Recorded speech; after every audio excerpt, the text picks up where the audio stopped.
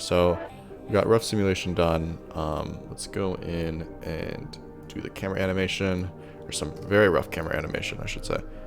So Shift A, camera, and then we know we want to be positioned somewhere here. So we can position ourselves here, and hit Control Alt, and then numpad insert. Or I believe on some keyboards it's Control Alt 0, and it'll bring the camera to us here. Let's make sure to turn these on so we can see what we're selecting again. So we're gonna try to follow these here. Let's just set a keyframe roughly here. Although actually before we do this, I know given how tight some of this domain is and we want the camera to be a little bit closer in here, that I actually might prefer a wider focal length. Something like 35. Honestly, even 24 might do. 24 is technically what the human eye sees. Generally, I like to go as wide as possible because that gives more opportunities to frame things with the objects and whatnot. But sometimes you gotta punch in to hide different parts of the simulation. And then let's just split the viewport here. I like the idea of staying a little bit low with the camera in general. Like I don't want the camera to move up in the Z very much. So it kind of gives a little bit more dramaticism to the dancing. Dramaticism. It makes the dancing feel a little bit more dramatic that way. So if we go above, I think 7, we can move this up, move this forward here, rotate it here. Location rotation, hit I and do that for the keyframe. So that's nice. And then we want to be following it up here, move up just a little bit, kind of getting at waist height almost. But then also more importantly, rotating, so hitting R and then X, we'll rotate along the X, but because we're at a little bit of a tilt, it's actually tilting in the local Y direction as well. So if you press X again, so a double press of X, you'll get it on the local X axis. So that looks good. I'm already telling I might want to... Yeah, we're going to want to be wide by this point. I like the idea of like kind of clearly seeing this. I'm trying to imagine pretty much where, like if they're an actual person holding this camera, where they'd be holding it. Normally you'd hold it up, right up to your eye or at your shoulder level. So I think maybe honestly getting a little bit closer to that. Rotation XX again. Get back to this. Even a little wider, honestly. Like because we want to be able to see this. Like this is the ideal angle to see this from, which might mean we might want to change a little bit of our previous camera move. Because that's going to be a bit dramatic.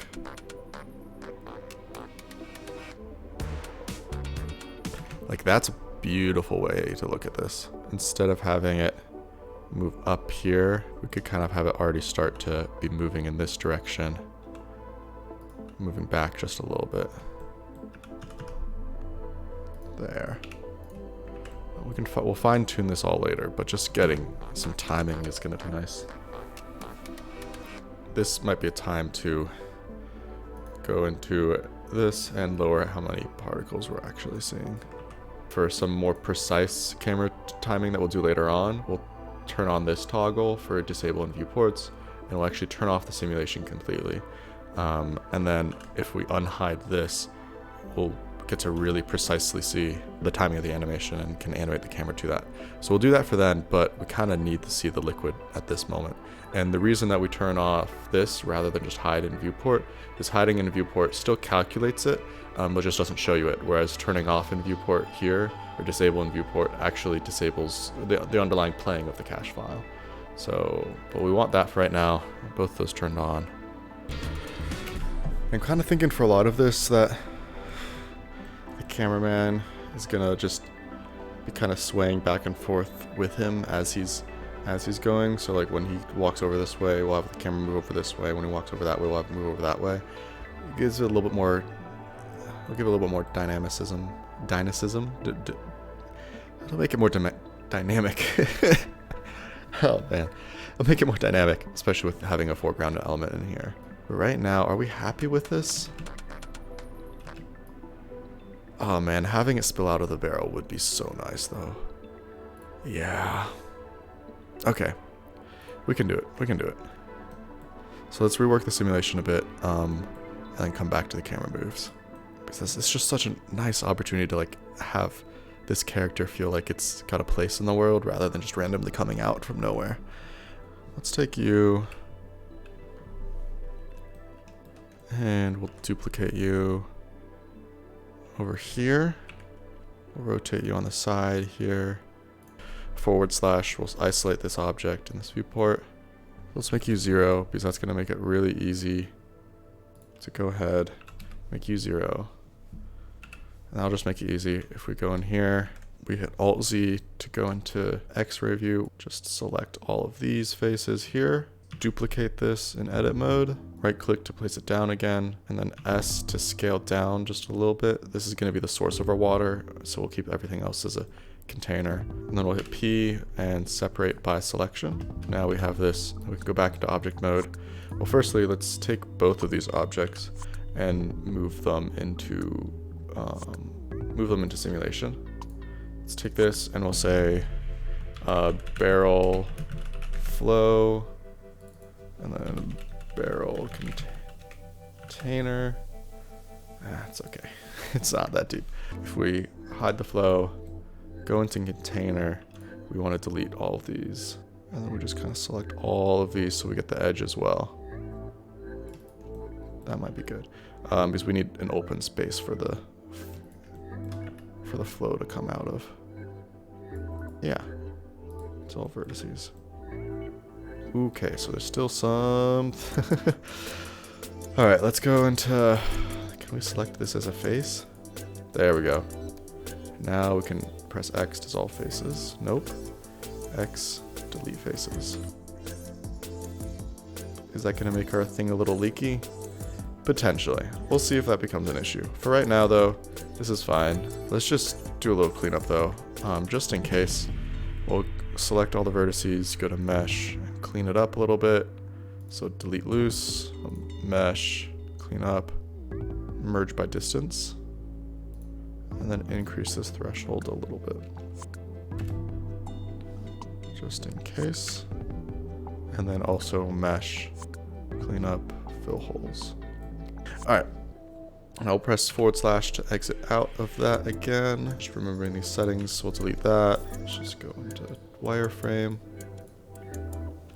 And if we hit Alt-H, we'll bring back our flow object here. Select both of them. And rotate this here.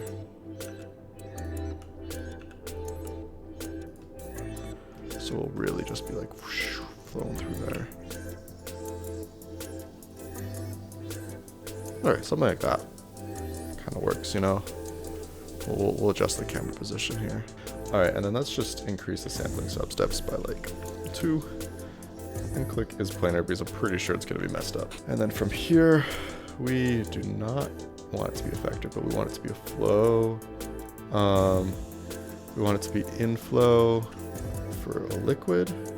Use flow, surface emission 1. Oh, that's going to be a blot all at once for it to suddenly come down. So let's actually take this and just scale it down a little bit. So it's more so coming from deeper within. We'll have it flow in just for the first 20 frames. So we have this, hit I, go 21st frame, uncheck, I. And yeah, let's see how that looks. Oh no, it's doing the thing again where it's not actually having anything flow in. If we move you to flow, maybe that's an aspect of it. Yeah, I guess because maybe now that I am specifying a flow container, it's only looking for this for flow objects. Is that? Oh, that's okay. That's what it's doing. All right, and then we'll also, before we forget, just crank this up. Let's just resume, go for now. Let's see if this is enough liquid. I have a feeling we're gonna need a little more, but we'll see. All right, let's see how we're going.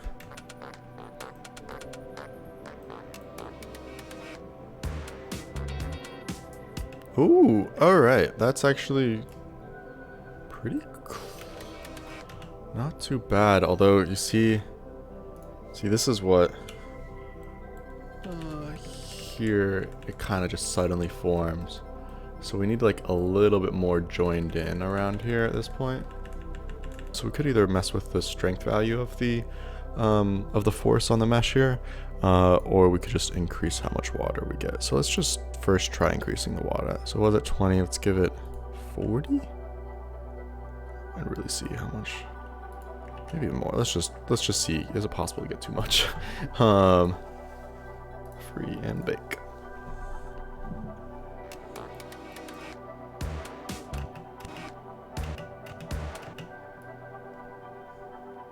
So it's definitely more water, but it might. Is it lining up? Yeah. You can still see a jump from there to there.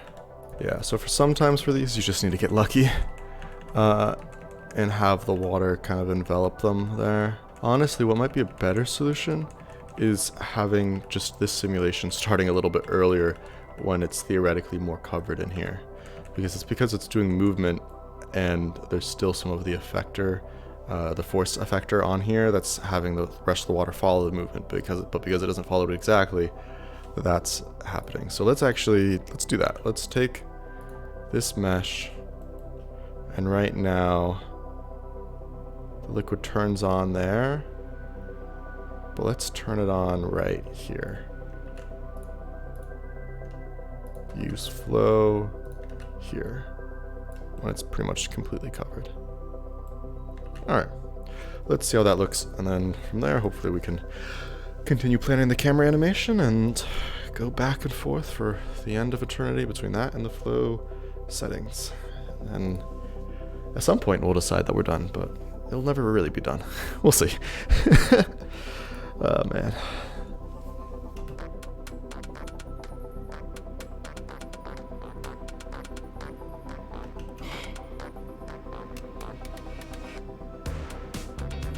Alright, so I think what's going to make it look a little more natural is if we don't have the camera actually move in its location as much, and maybe just have it kind of start out here, rotate with it, and then just go from right here to here. And you could theoretically lay out one Bezier curve and add a modifier to the camera so it locks it to the Bezier curve for its movement.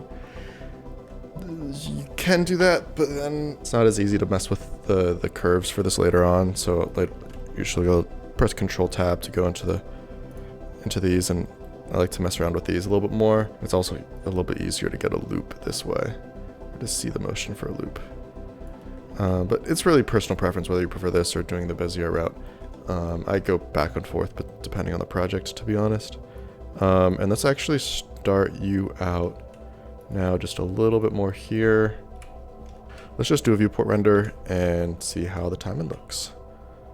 Rename this 1.1. We'll say with camera move, just so we remember what happened. Command S to save, viewport render animation.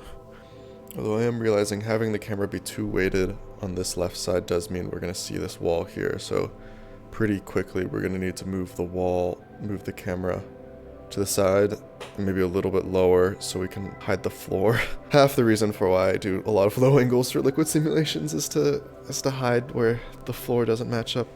But honestly, maybe this is small enough that we can kind of just bring these things in a bit and have the domain take up the entire room. Nice. Alright, I think at this point, the simulation is looking pretty good to my eyes. I'm going to hold off on doing a higher resolution simulation, just because I want to get a little bit better camera animation here right now, and then let's just animate all of this, and we can kind of see where the edges of the domain are, see where we need to expand it. I guess there is a question of if we think this is a good place to loop it, because we could theoretically motivate the camera down, kind of following him down there, and then have the camera come back to a position like this. Oh, that would be kind of cool. Alright, yeah. So let's hone in on the camera movement for now and figure this out. So yeah, there's pretty much two main stages to this. One is just like, animating and making sure everything is framed up correctly and realistic. The realism is the hardest part, honestly, because it's like you have to think about, okay, whoever this camera person is holding it down below them, below their shin. So they're not gonna be able to make super swift movements. So now we can kind of go into here and see. Well, we don't have to end. Let's move this down a little bit, because we're gonna have to move this up here Maybe move it over just a little bit here. Kind of have it front on. I guess we do kind of want to make a decision now on if we're going to expand the domain to be beyond these walls or just move the walls in closer and have the water kind of filter out. Let's just animate the camera how we want and we'll decide that later. So we don't want it to get as close in there. So where's our Y and X values? I think are here. Let's just hide the rotation. So here's the X, we kind of just want to keep that constant. The Y, we also want to keep constant a little more. Just so it's just rotating following that. Then it's kind of like they pick the camera up a little bit.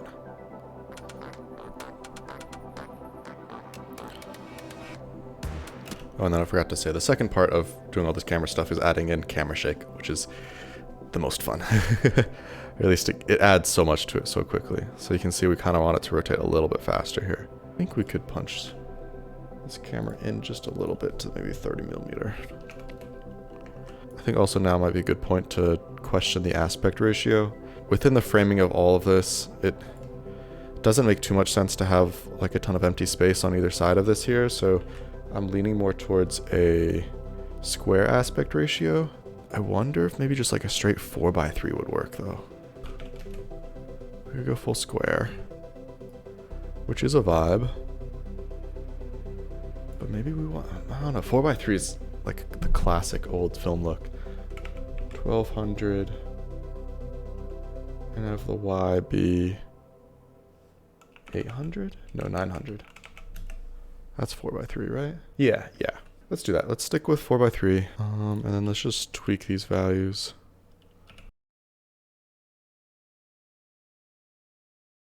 Be nice to also have an accompanying camera movement to like this big breakout here.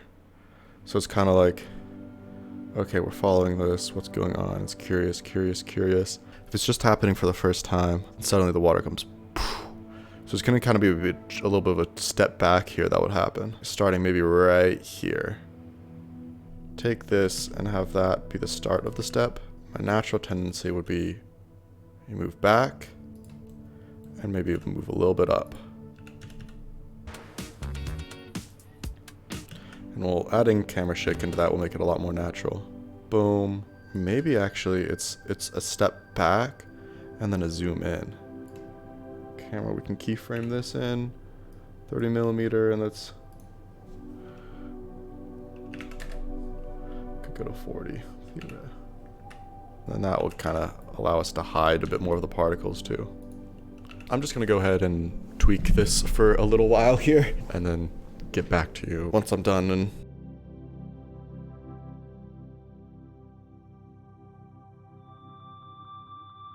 alright, so I've kind of been going through and just blocking some movements. You can see from overhead view here that trying to imagine it's like a cameraman's actually like walking around, turning and twisting as it goes. And I'm pretty much just timing it where like anytime it starts to make a movement, I'll just lag like a couple frames behind that movement. So it's, you know, it finally reaches its stopping point here, but the camera doesn't fully reach it until this frame. That really makes it feel more naturalistic. It's a lot of tweaking and stuff, but I'm at this point here now where I've gotten it to fall down and then the camera follows it down a little bit, and I think this is going to be the point where it falls and then we kind of twist and we follow the water and until we come back to that original point. I think there is a decent opportunity to have it loop here, so I'll go back, I'll select the first keyframes and just duplicate them over here, and then this way we can kind of see how much it needs to change. But I think it's relatively natural. We need to smooth it out a little bit. We'll also need to worry about how we're going to get rid of all this liquid here, but we also can kind of see where we need to extend the liquid simulation itself, but then also our frame values. Let's just say 560 for right now, because I think we're going to want to make that a little slower, and then we'll make this come in just a little bit right here, and we'll move it to one frame outside of the end frame, just so it doesn't have a duplicate of the same position, because we kind of want a really slow movement in here. So we'll have we can duplicate this here to make sure it stays that way. And then the way to get this whole thing to loop is if you have a frame at the very first frame, and then you have a frame just after, just one frame out of the ending frame range. You select all of them, hit Shift E, and that will let us make a cyclic modifier. What we can actually do, if we want to hit Control Tab, and then this will make it a little bit clearer for us. If we see all of these values here, by doing that I just pressed A and to select everything, and then press the period key on the numpad to set the viewport to see everything here. And then press Shift E, make cyclic, and you'll see, woo! But what is that? It is doing something weird to the focal length, and that is because there's no focal length value here. We do need some type of keyframe here. So let's add a keyframe here. Let's take that keyframe and let's duplicate it over here. And then let's also duplicate this one just so, you know, it stays consistent. We'll move this over here. Let's switch back into this view. Make sure that's lined up there, that's lined up there. Let's just have it kind of zoom out over here. Yeah, that works. All right, so if we do that, then A, Shift E, make cyclic. Now everything you see all just goes on forever.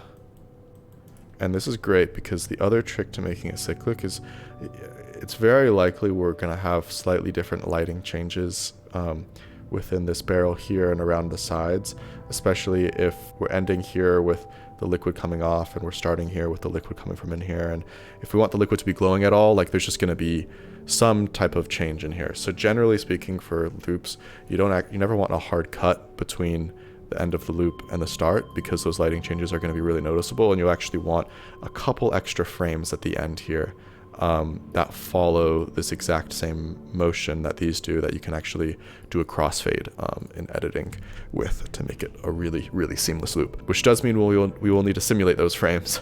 So it's probably going to be something like 10 frames should do.